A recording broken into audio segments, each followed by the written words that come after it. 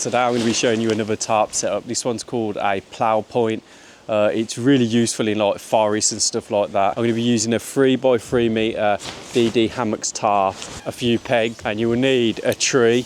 You can set this up with a large stick and use a guy line to hold it up, but I've only ever used it with trees and I've only ever used it in forests. It's a really useful setup and really simple to put up, so I'll show you how to do it now. So again, with some of the other videos, if you set up your guidelines early, it makes it a lot easier. You're just going to want the corner. Obviously it's a square cut tarp, so it doesn't matter which corner, but I always add a slip knot on all the tarps just because you can move it then if you ever need to. So yeah, just get it on the corner, get it set out so the attachments are on the outside, and then get your corner, and then you're just going to tie it around the tree. Depending on what height you want, the wind and stuff, I always have it quite high with this setup, just so it gives you a lot of headroom to sit up at the front, and then you can lie down at the back.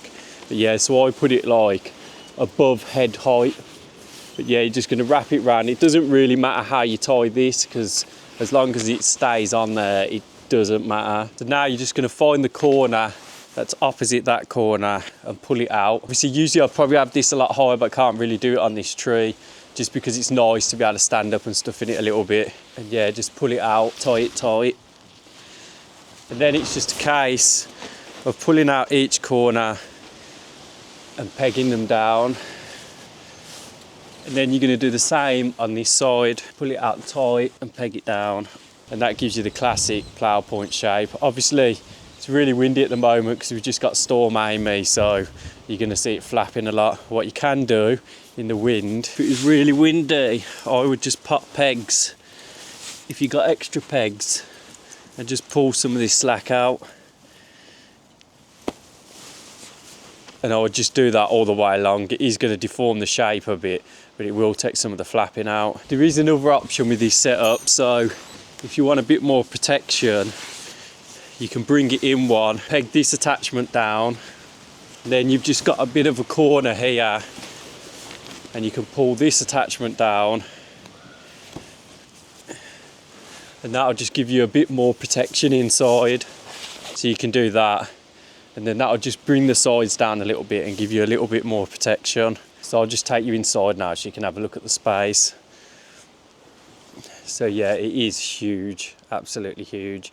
Just to show you size comparison, I could be here, you could probably have another person here and another person. Yeah, it's probably better for two people and gear this size, but it's huge, and you can sit up, obviously, do everything you want to do here. It's quite good protection. Considerations with this tarp, I probably wouldn't use this in really heavy wind just because it will stay up.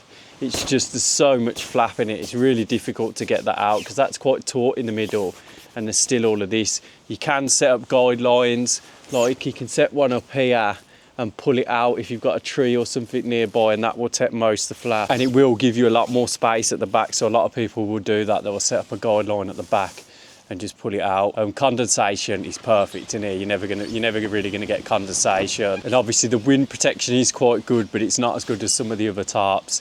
You will still get wind inside unless you have that really low and pull this up a bit. Another thing to consider is rain. You will have to be, if it's raining badly, you will have to be quite far back here just to not get wet if the rain's coming in sideways. But most of the time you set this up, you will have a tree anyway. You've got like a log burner or a stove, just having it at the front there in the pipe, it will pump a lot of the heat in this and keep you quite warm. I've done that a few times. Yeah, this is a fantastic little setup. It's called the Plough point. It's one of the ones that I definitely recommend. It's a bit more protected and probably will trap a little bit more heat than like a lean-to or something like that. I'm going to be adding quite a few videos to this playlist. If you've got any ideas for videos, anything you want to see, just put it in the comments. After I've gone through most of the basic setups, I want to do some stealth setups, so that'll be coming soon. If you like the video, like and subscribe, and check out some of my other videos that should be coming on the screen soon, and you can see some of my wild camps. I'll catch you on the next one.